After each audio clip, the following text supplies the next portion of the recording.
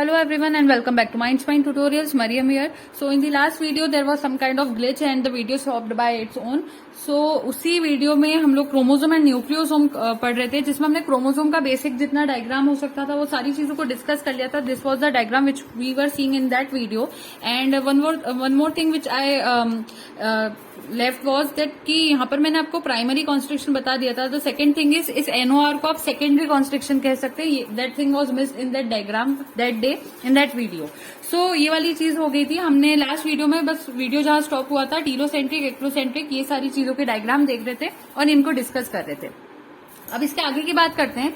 So secondary constriction जो होता है इसको क्या कहते हैं? द क्रोमोसोम में have a secondary constriction either on one और बोथ ऑफ द आर्म्स.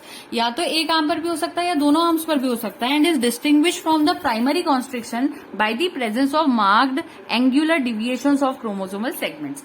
अब टीलोमियर क्या होता है? The extremities of a chromosome are termed as telomeres. It has repetitive DNA. जो भी एक्सट्रीमिटीज होगी क्रोमोसोम की उसी को हम टीलोमियर कहते हैं.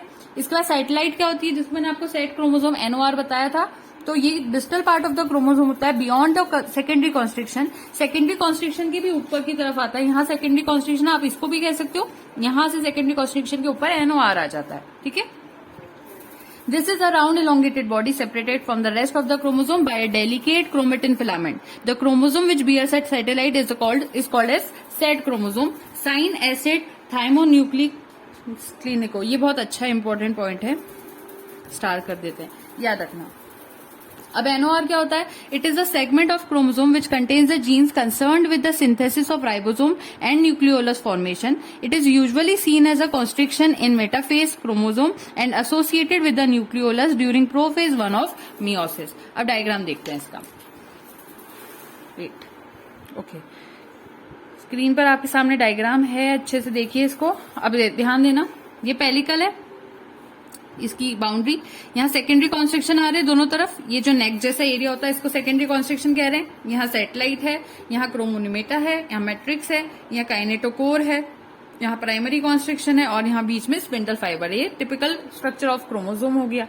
अब क्रोमोनिमेटा, इट इज लॉन्ग, मैंने बताया था इसमें डीएनए होता है. It is long coiled central thread of chromatid expands the entire length of chromosome. Singular chromonema होता है.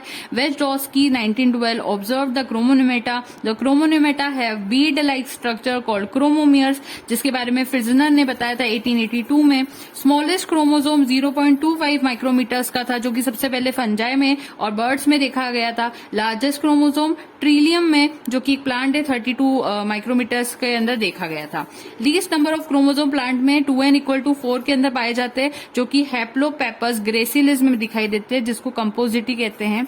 और highest number of chromosome 2n=1-62 वो पाया जाता है ऑफियोग्लोसम रिजैलिस में, जो कि एक तरह का टेरिडोफाइटा है. ठीक है.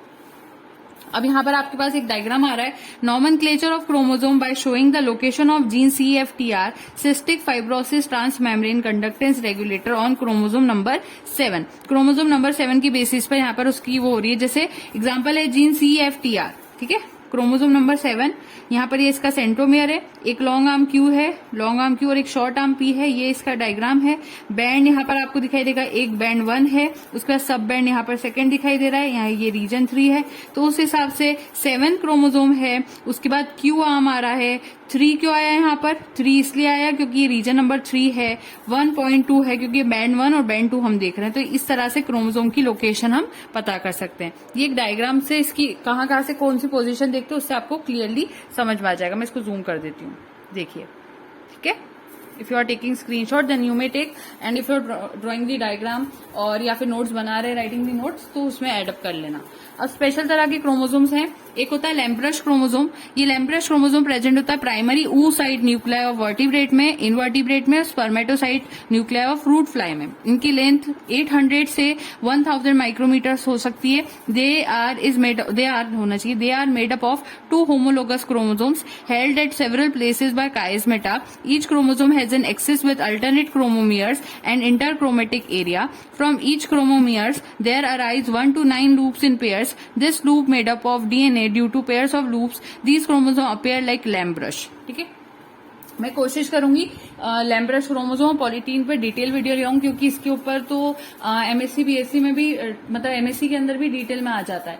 तो एक वीडियो अलग ही बनाएंगे, क्योंकि जो मैं एमएससी के लेक्चर्स बनाती हूँ तो मैं उसको और ज्यादा डिटेल में ले जाके समझाने की कोशिश करती हूँ कि टॉपिक अगर एग्जाम में पूछ लिया जाए तो कितना मैटर सिनॉप्सिस के डायरेक्शन में देखते हुए हम समझ लेते हैं। तो ये चीज थी। अब आते हैं पॉलिटीन क्रोमोसोम्स, इनको हम सलाइवरी ग्लैंड क्रोमोसोम्स भी कहते हैं। इनको बाल्बियानी ने 1881 में डिस्कवर किया था। सलाइवरी ग्लैंड ऑफ चायरोनोमस टेंटन्स, जो कि लार्वे होते हैं ना इंसेक्ट्स के, उनमें देखने को मिलता है ये। So salivary glands Malpighian tubules of many insect larvae in plants. It is found in antipodal cells, suspensor cell and endosperm. क्योंकि अब हम बॉटनी भी पढ़ रहे हैं तो बॉटनी में भी आपको पता होना चाहिए कि इस तरह का क्रोमोसोम कहाँ देखने को मिल जाता है। आगे बढ़ते हैं।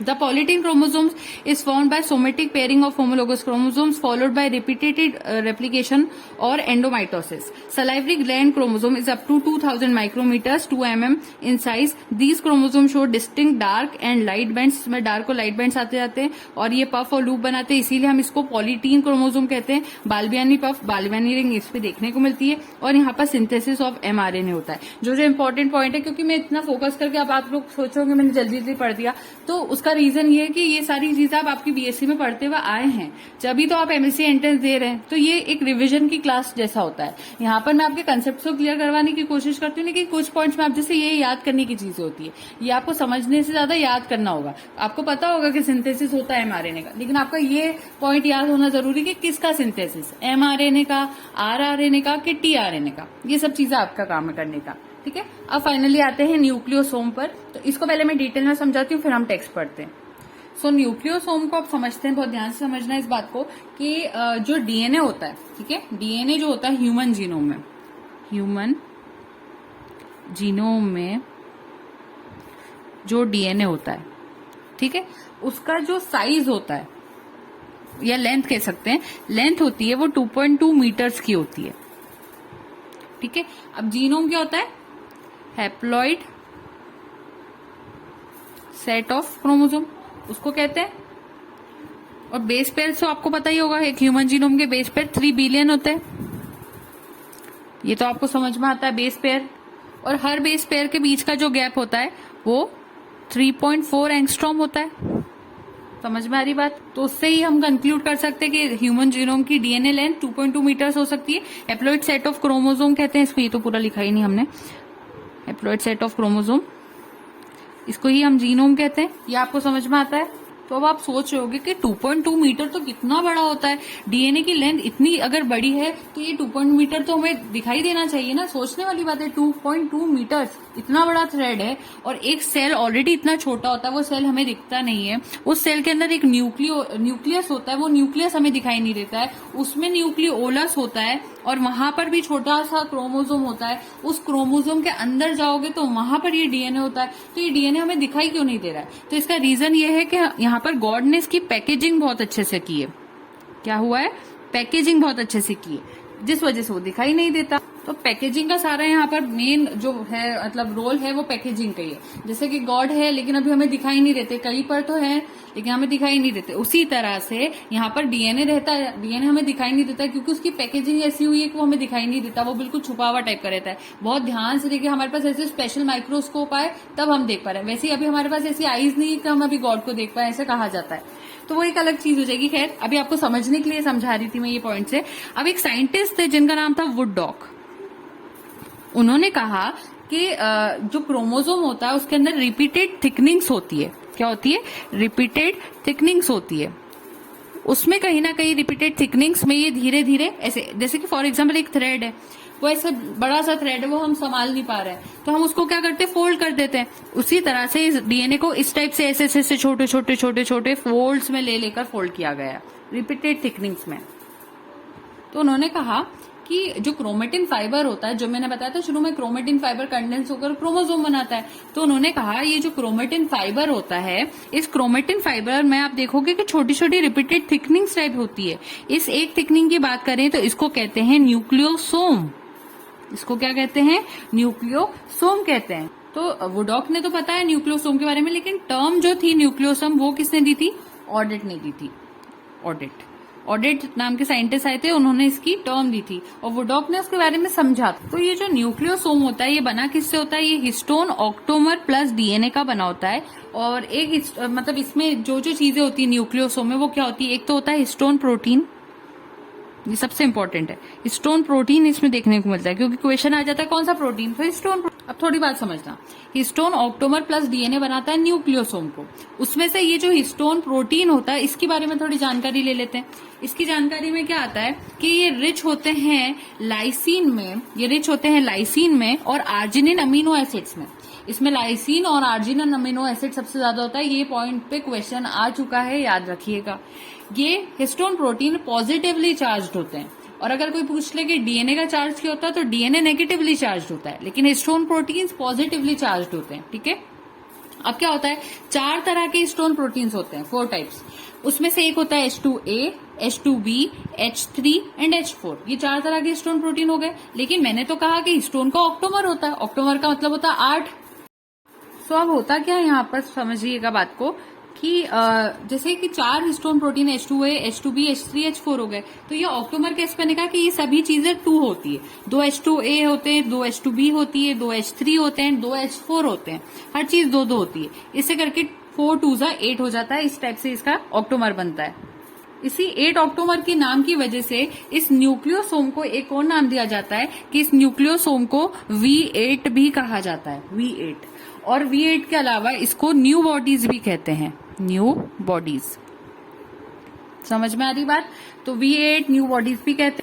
अब इसका अगर हम डायग्राम बनाएं तो डायग्राम कैसे होता है कि एक H2A है, तो इसके ठीक पीछे एक और बॉल जैसी होती है, वो भी H2A होती है। एक आगे H2B है फॉर एग्जांपल, तो इसके ठीक पीछे जो हमें हल्का सा भी दिखाई दे रहा है, एक और बॉल होती है, वो भी H2B होती है। तो ऐसे 2-2 होते जाते हैं। ऐसे ही H3 का भी होता है, पीछे हल्का सा H3 आ रहा है यहाँ पर, और एक H4 होता है, और पीछे से एक H4 की बॉल और होती है। ये हम आगे का फ्रंट एंगल देख रहे हैं, इसलिए हम पूरी बॉल्स को ऐसे 3D में मैं आपको नहीं बता पा रही हूँ। ठीक है, 4 बॉल्स जैसी होती है। अब इसके आसपास ये क्या होता है, ये पॉजिटिवली चार्ज होता है और डीएनए नेगेटिवली चार्ज होता है। तो इसके आसपास डीएनए की कॉइलिंग होती है।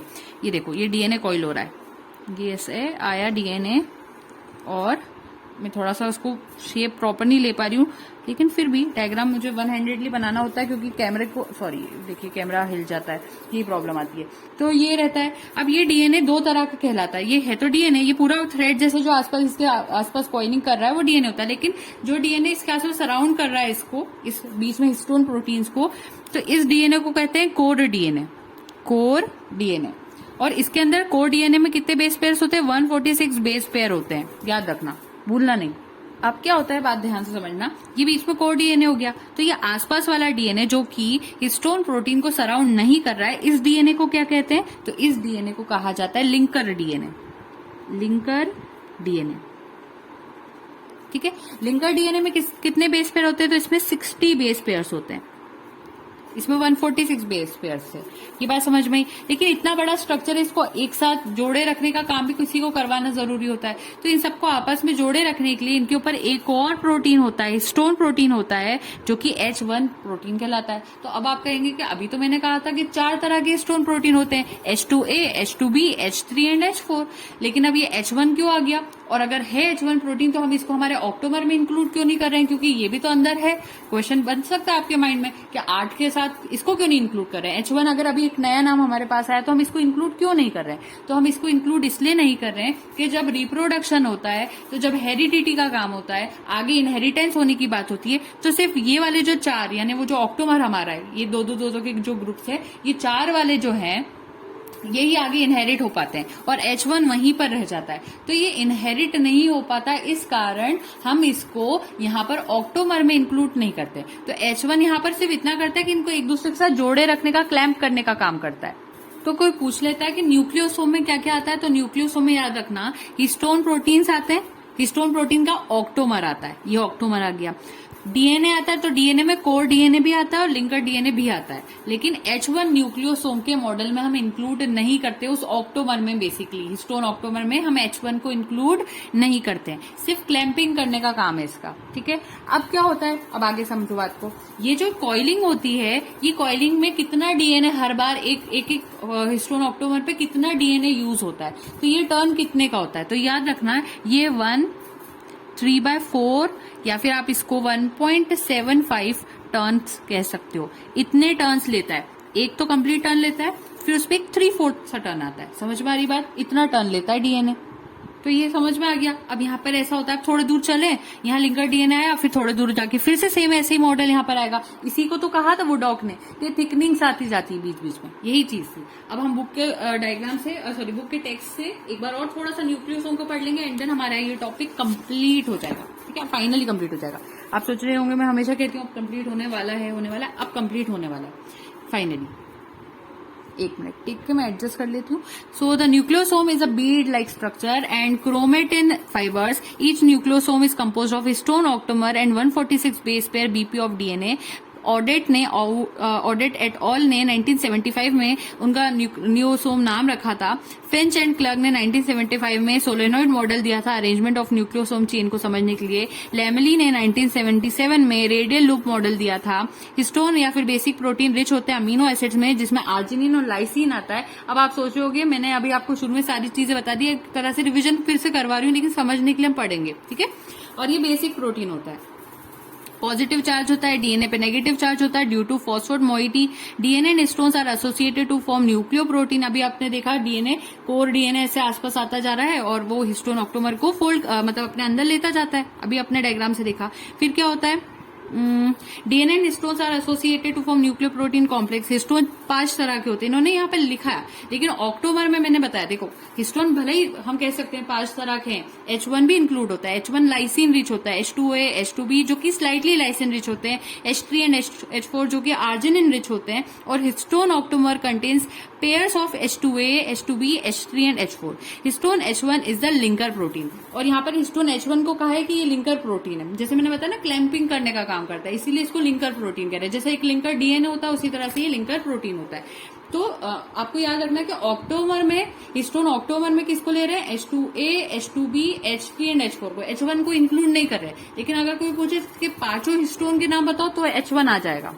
अब इसका डायग्राम देखो, ये 200 बेस पर DNA, 130 kDa, length 67 nanometre, core histones दोनों दो होते हैं। ऐसे करके यहाँ केडीए की वैल्यू भी आ रही है। यहाँ न्यूक्लियोसोम बताया 6 नैनोमीटर, 11 नैनोमीटर। H1 24 केडीए का होता है। इसका मतलब टोटल मिला के हमारे पास 262 केडीए हो जाते हैं, और ये न्यूक्लियोसोम का वैल्यूज हो गई। ठीक है, सारी वैल्यूज इंपॉर्टेंट आ गई। अब आगे बढ़ते हैं। Nucleosome coil together to form a solenoid of 300 angstrom. This solenoid structure undergoes further coiling to produce a chromatin fibre of 300 nanometre. It is further condensed to form a chromatid of 700 nanometre. देखो packing कितनी tight पे tight होती जा रही है, जिससे कि वो इतना बड़ा जो 2.2 मीटर का डीएनए वो हमें दिखाई नहीं देता है। समझ में आ रहे हो, इतना बड़ा, मीटर्स बहुत बड़े है, वो छोटा मीटर नहीं, कोई 1 मीटर 2 मीटर बहुत बड़ी बात होती है। समझ में आ रही बात। अब ये देखो, ये इसका डायग्राम है कि किस टाइप से शुरुआत हो रही है। तो ये कितना कंडेंस हो सकता है वो दिखाया गया हमें। ये सारा आप डायग्राम को देख के समझ लोगे। अब आगे बढ़ते हैं। About 140 BP of super helix DNA spirally coiled around the histone octamer। अब वो जो मैंने बताया था, वो जो बीच का कोर डीएनए वाला पोर्शन होता है, तो कितना 140 BP वाला सुपर हेलिक्स डीएनए वो हिस्टोन ऑक्टोमर के आसपास होता है। लिंकर डीएनए की बात नहीं कर रही हूँ, अभी सिर्फ कोर डीएनए की बात कर रही हूँ। 2 nucleosomes are joined by linker histone H1, और ऊपर एक H1 जो मैंने बताया था क्लैंपिंग करने का काम करता है, वो रहता है, और पास में एक लिंकर डीएनए भी होते हैं। लिंकर डीएनए की भी बात आ गई। तो ये ऊपर वाला कौन सा है, ये कोर डीएनए। ये वाला कौन सा है, लिंकर डीएनए। ये वाला कौन सा है, लिंकर हिस्टोन है। ठीक है, so the length of linker DNA, अब लेंथ ऑफ लिंकर डीएनए कितनी होती है, 10 BP से 60 BP होती है, और इसकी कितनी होती है, 140 BP होती है। ये हम कोर की बात कर रहे हैं, कोर। ठीक है, the nucleosome is a flattened cylindrical core of 50 angstrom high and 100 angstrom in diameter. और यहाँ पर आपका पूरा cell unit of life detail में सारे ऑर्गेनेल्स, सारी क्रोमोसोम की डिटेल, न्यूक्लियोसोम की डिटेल सारी हमने डिस्कस कर ली, जिससे कि आपका यहाँ पर ही कंप्लीट हो जाता है। तो the next thing is cell cycle and cell division. Cytology अभी भी हमारी चल रही है, सेल बायो जिसको हम कहते हैं, वो अभी भी चल रही है। Cell cycle and cell division जो होगा वो मैं जब तक स्टार्ट नहीं कर पाऊंगी, जब तक मुझे इस पर अच्छा रिस्पॉन्स नहीं मिलेगा, क्योंकि बॉटनी वीडियोस पे बिल्कुल रिस्पॉन्स नहीं आ रहा है। कुछ स्टूडेंट्स के कमेंट्स है कि मुझे बॉटनी का कोर्स लाना चाहिए, मैंने स्टार्ट किया, बट अगर रिस्पांस नहीं आएगा तो फिर आई थिंक कि जिस पे रिस्पांस आ सकता है, जिस पे बच्चे ज्यादा चाह रहे हैं वीडियोस टॉपिक समझना, जैसे अभी सिस्टमैटिक्स की बहुत ज्यादा डिमांड दिखाई दे रही थी, तो हम लोग कोशिश करेंगे या तो फिर सिस्टमैटिक्स नेक्स्ट वीडियो में स्टार्ट करूं। तो ये रहेगा। Thank you so much and don't forget to like, share and subscribe. Happy learning.